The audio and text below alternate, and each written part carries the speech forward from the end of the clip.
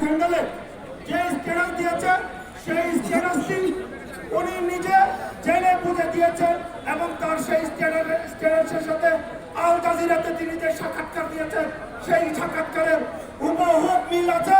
শুধু নতুন করে একটি লাইন তিনি যুক্ত করেছেন, যারা কর্মজীবী নারী তাদেরকে তিনি পেশা বলে অবহিত করেছেন।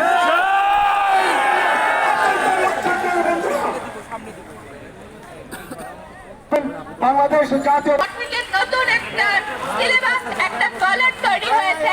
তারা বিভিন্ন যোগাযোগ মাধ্যমে কিভাবে নারীদেরকে পদে পদে বিভিন্ন নামে বেনামে বিভিন্ন রকমের ভাবে হেনস্থা করে।